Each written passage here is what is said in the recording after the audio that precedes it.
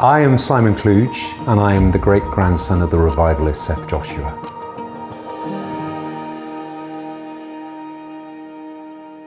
When I was a little boy, I used to sit on my mother's lap at her dressing table, and I used to pull out all the drawers, probably about 4 years of age. And in the right-hand drawer, there was a book that was always in there, and I used to pull it out, and my mother used to say, "Oh, that's a special book because it's about your great-grandfather." And he was a well-known man, special man in Wales. And I didn't know anything of it at the time, didn't really register with me. But of course, I gave my life to Christ in 2010, and ever since then it's been a journey of discovery. I've been feeling over the last 10 years, really, there's been a real call for me to move back. I've been out of Wales for 30 years up until just after COVID in 2022. I met my now wife in 2019, and we got married in 2020 during lockdown, and we took the plunge and literally we moved to West Wales in 2021. When God spoke and said, "Swansea is your port of calling." We moved to Wales in 2021, and we spent a year in West Wales in the Preseli Mountains, and really to sort of decompress from many years in London and to create space to seek the Lord about what he really wanted us to do. I never imagined I would ever live in Wales, but I am absolutely delighted to be here. And I love this nation. We basically were preparing for a mission trip to Welsh Patagonia. And when we got back after a 32-hour journey at the beginning of April 2024, we slept for a day, and then the day after we went for a walk on Swansea Bay. And we always pray whenever we were on that beach for the town, for the city, for the students especially, as it's a big university town, for revival. And we got back to our car, and as we drove up the hill, only 10 minutes up the hill to our house, we went a really weird route and suddenly found ourselves down this road, and at the end of this road we suddenly saw a church, and I looked at Eva and she looked at me, and our hearts pounded. As we drove up the hill, we saw this chapel, and Simon, who's a very visual person and always sees things much more quickly than me, said, "Eva, it's up for sale." And we were like, oh wow. And I would describe it really as a holy urgency. Just knew that there was something on that and that we couldn't ignore it.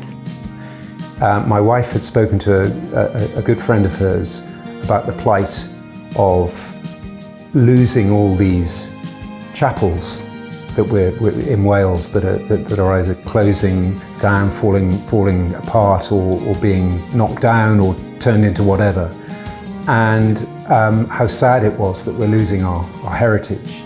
And she said, "Yeah, it's a real shame. It's very sad, but it's also about the money. Let me know if you ever find a church." And we didn't know what that meant at the time. We parked it. And then we went on this amazing trip to Welsh Patagonia. I had absolutely no idea what was going to happen. I was, so surprised when we saw this building, and I did contact her, but even then I was thinking, this is crazy. And extraordinarily, she just wrote, it was literally a 2-minute conversation on WhatsApp, and she just said, "Right, let's go for it, right, offer." I said, "What's it on for?" "Offer X." And that was pretty much it. It was previously owned by the Presbyterian Church of Wales, and basically they said, if you can put something together that will tell us what you want to do with the building, you might be in with a chance. And so we did, and I told them about the history of Seth and the revival, and anyway, that's history because they accepted our offer. As soon as you walk into both buildings, actually, because of the rich spiritual heritage, you just feel the presence of God.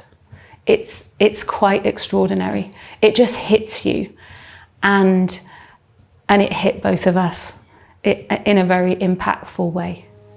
as we had no experience, we felt perhaps we could gift on the church to people, and that's when the Lord spoke. We were at a worship event called David's Tent. Two independent friends spoke at separate parts of the event, one to Eva and one to me. Both hadn't spoken, but both said, "You need to own that church." So we really just saw ourselves as being used by God to save the building. So we were like the connectors, and we'll just receive it and then hand it on to sensible people who know what to do with it. And that was really the plan. But the Lord clearly had other ideas. It was about a week or so later, the Lord really spoke to me. And so he gave me the passage of Esau and Jacob. And I was like, wow. And it was the story of how Esau basically gave up his birthright for a bowl of stew. And so what the Lord was really saying to me was, we could give the building away, but if we did that, and he was very clear in the wording, you would be relinquishing your birthright. And I thought, wow. And I think the real sense that I got with that was we would deeply regret it, because that's what happened to Esau. He later on was devastated when he realized the enormity of what had happened and how it had all just gone.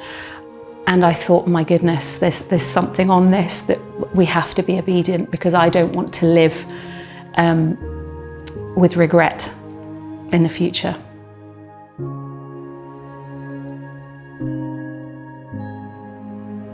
There's a tin tabernacle attached to the main church building.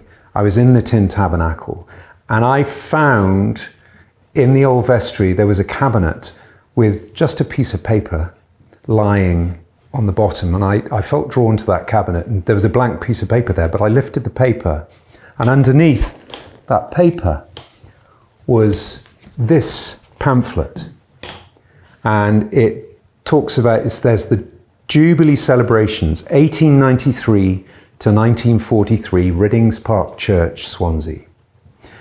And inside that pamphlet, it tells the story of three men who turned up in a field in August 1892 called Rhyddings Field, led by the Reverend John Pugh, who was the leader of the Forward movement in Wales that later became the Presbyterian Church of Wales.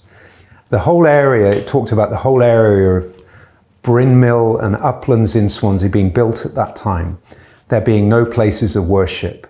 And it talked about the Reverend John Pugh staking his standard in the ground and unfurling his banner and proclaiming the word of the Lord for a month with two other men there. And they erected a tent and preached there for a month.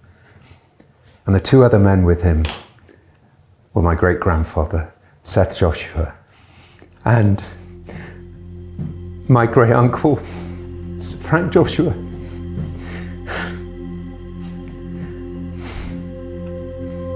And I knew at that moment that God was on the move.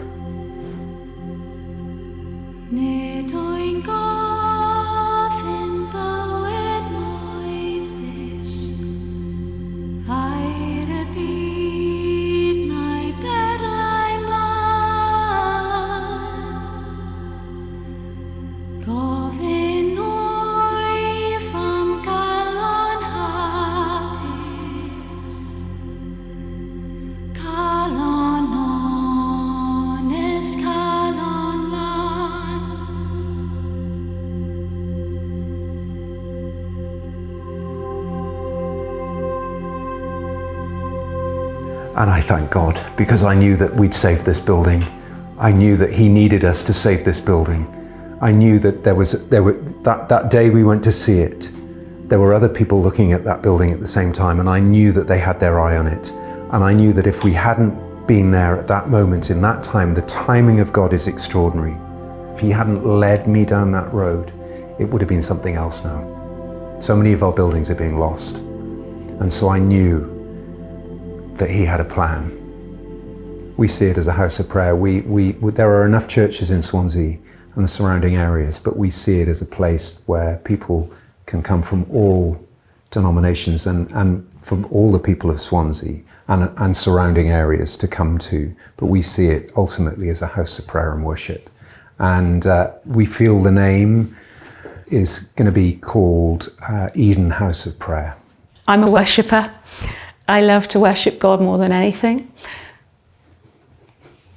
And that's why we feel it should be a house of prayer. Because we just feel that the Lord has put that on our hearts. Because people need Him. They don't need anything else. The world is broken, but they need Him. And so we want to create a space where people can just meet with Him in worship, and then everything else follows. God has weaved history and the present together in a wonderful work that will display His magnificent glory. A new day has dawned for this pioneering Welsh chapel, and Simon and Eva are ready to hit the ground running to see God's purpose and plan reach its full potential. Today, you can partner with them in this project by blessing them financially and through prayer. Wales will be saved.